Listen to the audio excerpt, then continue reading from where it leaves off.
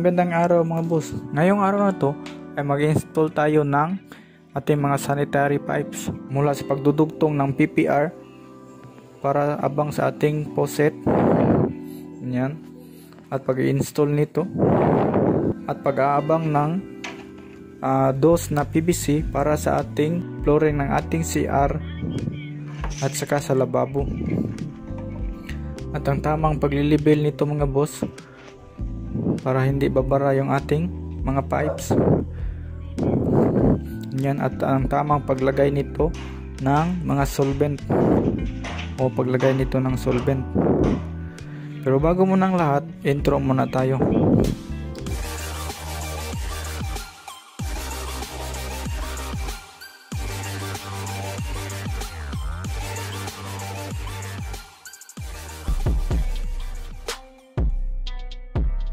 So ito mga boss, bali sa ilalim ng hagdanan natin lagay yung ating CR. So bali ang lapad pala ng ating CR ay 1 by 2 meters. Bali yung division na yan yung poste. Yan yung division ng ating CR. So kasya lang yung tao pag umupo sa toilet bowl. Yan. So bali ito nga boss, susukatin natin. So bali ang sukat niyan ay 204 cm. So bali may finishing pa tayo at saka yung tiles kaya paabot yan ng 200 cm or 2 meters. So ito mga boss, may bato pa kasi ditong nakaumbok. Kaya ang ginawa namin, ginamitan ko ng grinder yung pagkating ng tiles niyan at saka natin yan babasagin. So ito nga pala yung daluyan ng ating mga tubig mga boss. Yan yung sa flooring ng tiles, yung sa floor drains mga boss dito, at saka sa lababo mga boss, may butas tayo dyan sa ilalim. Yan, dyan natin yung dos na PVC lagay ito. So ito yung sa lababo natin mga boss. Bali ang mangyari yan dito sa labas. Yan. Bali sa labas yan nakapurma mga boss. So ganito ang mangyari dyan sa labas yan. Ayan. So dapat kung saan yung padulo yung flow ng water nyo, ganyan dyan mo ipwisto yung curve na yan. Ganyan yung flow ng water. So ito naman is para yun sa flooring ng ating CR niyan, para abang yan sa ating floor drains. Diyan. Bali ganyan yung pisto niyan sa likod. Ganyan. So bali ito nga pala mga boss niyan. So bali ito nga pala yung sa floor drains natin, at ito ay sa lababo. Sa laboratory. Yan. So mamaya ito lalagyan ng epoxy solvent pag na final niya. So dito sa likod is final na to, kaya nalagyan ko na ito ng solvent. Ganyan.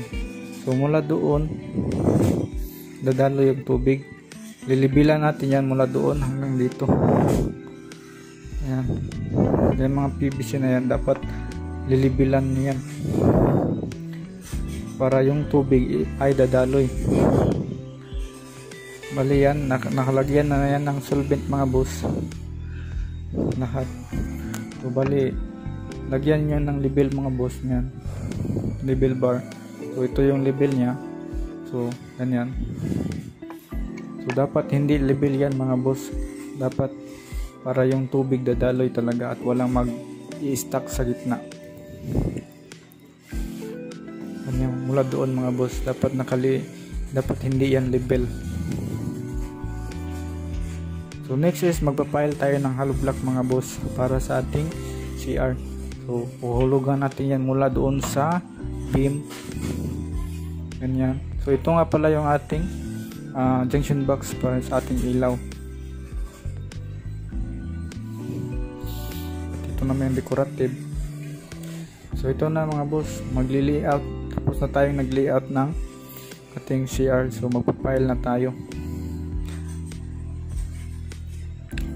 Yan, bali yung level na yan. So yan, naghahalo na sila doon sa labas. Ready na mag-file ng hollow block. So bali yung gamit ating bakal mga boss ay 10mm lang. At nag-L tayo na. Yung iba mataas yung L kasi naka-slant kasi yung hagdanan. So itong ako na to, yan yung level ng ating hanggang dito lang yung file mga boss, kasi yan dyan is pinto na yan. So nag-file na tayo ng hollow block mga boss. Ganyan mga boss. So na-file na natin yan. So mabilis lang mga kalahating araw tapos na to. So balit tapos na natin maglagay ng PVC sa labas mga boss. Tapos ito naman sa loob ang ating ilalagay. So bali yung ganito. So bali na final ko na ito mga boss at nalagyan ko na ito ng solvent.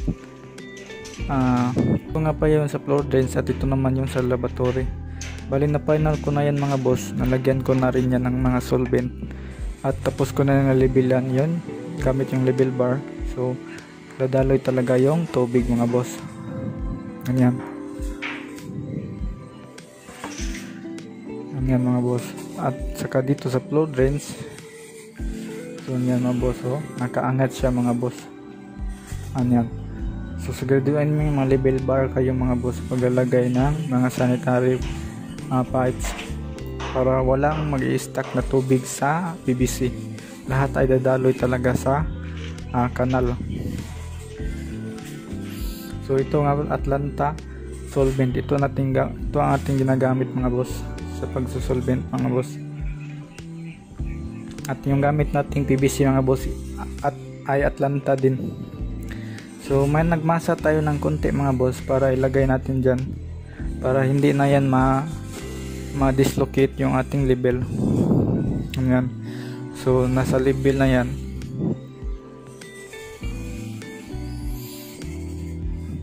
Para hindi na yan maaalog. Mali yung guhit na itim na yan, yan yung ating flooring. Ayan. Level yan ng ating flooring. At saka doon.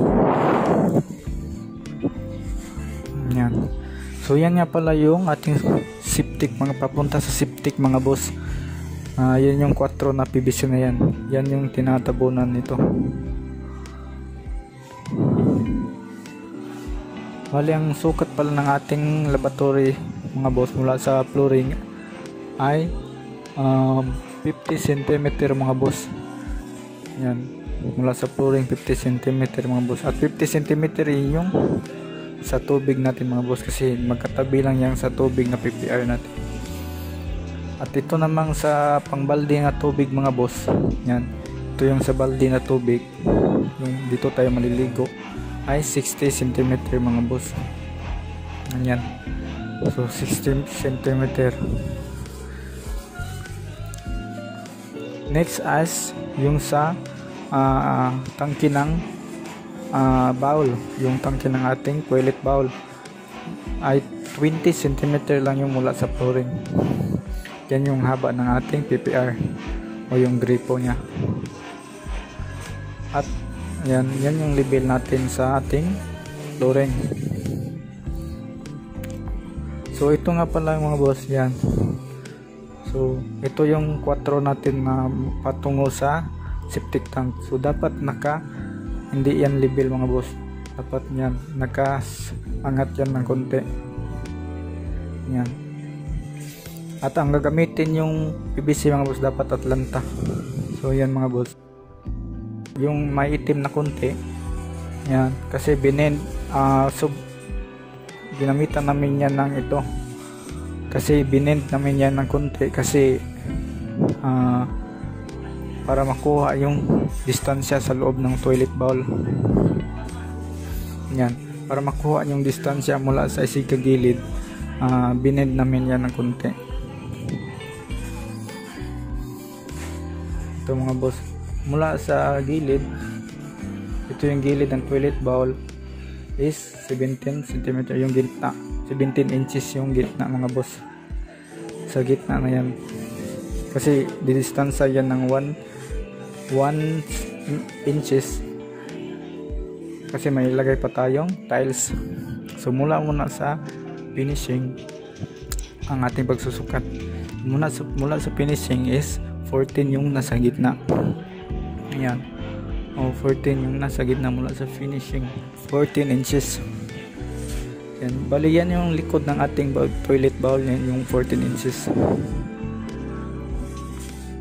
So next is mag-install tayo ng PPR.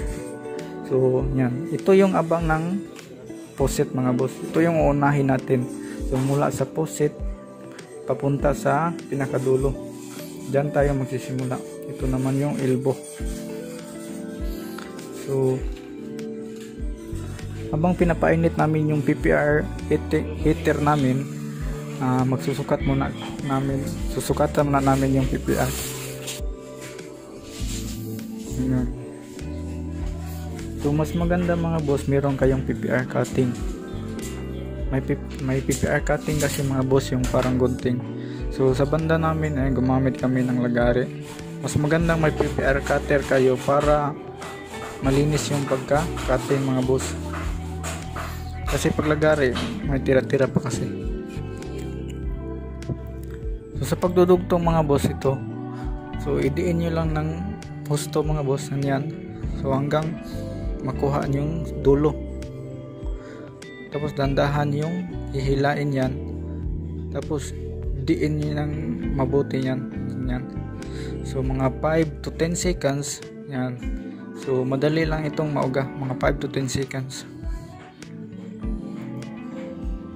Ganyan lang. So mula tayo sa pag-aabang ng faucet papunta sa dulo. So next is ito yung abang sa ating toilet bowl, yung tubig ng ating toilet bowl. So madali lang naman gamitin ito mga boss at madali din i-install pag PPR yung gamit nyo. Ganyan. Kontra sa GI, mahihirapan ka talaga sa GI. Yung 3 araw mong ginawang paglilinya, pag sa PPR ka, kalahating araw lang yan ang gagawin. So yan mga boss, bali ito yung piston nya. Yan. Ito, magkatabi lang yan dyan. So madali lang mga boss i-install yung PPR. So hanggang dito na lang muna mga boss.